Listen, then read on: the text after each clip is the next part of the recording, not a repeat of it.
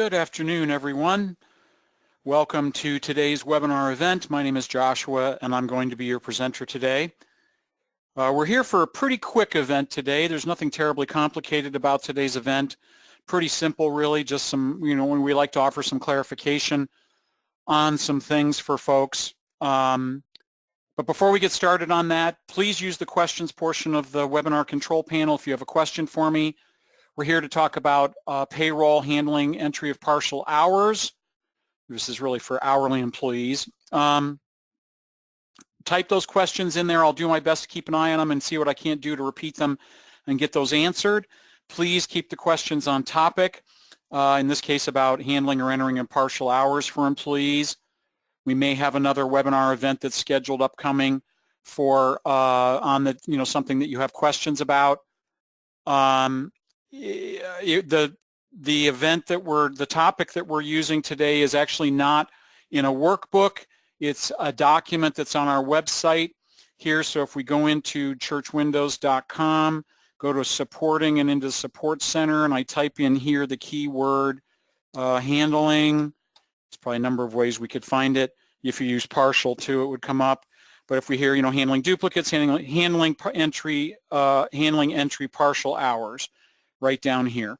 So this is the document that I'm using as the basis for our event today. Right now, there is only a PDF file available. So when we click on that, it says print or view PDF file. That's what I'm using. Okay, when we have this video produced here later today or sometime tomorrow, it'll be out. The video will be out on the website. But, basically, folks, yeah, and we're only going to be here for a few minutes today. It's not going to be very long. But when we're talking about, hourly employees, and somebody works, a half an hour or a third of an hour, how do we record those? Well, right here in the middle of this document, it shows, 15-minute increments and 10-minute increments and how you enter those as decimals, not as, we can't record, 1/2 for a quarter, half an hour or point, or 1/4 for quarter hours. So we have to use those decimals, and that's what this document shows, is how to enter those 15 or 10-minute increments. And so how that works is when we now go into closing or minimizing the website and go into payroll, and we go to calculate payroll. And for the purpose of today's webinar event, we're going to click, just leave it as today's date, and then we're going to choose one of our hourly employees here.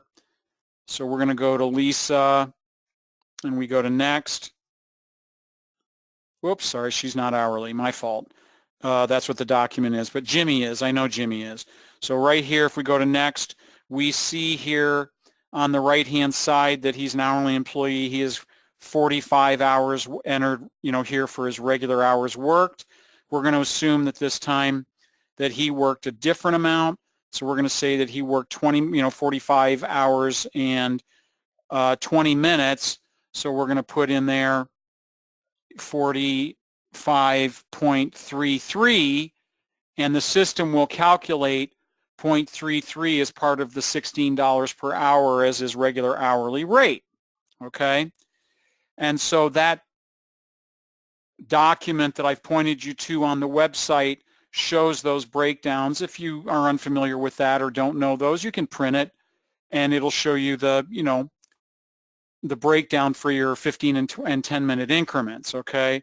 So now when we calculate or process his payroll, it'll calculate 45 times 16 and 0.3 times 16 and do the breakdown of the, parts of the hour.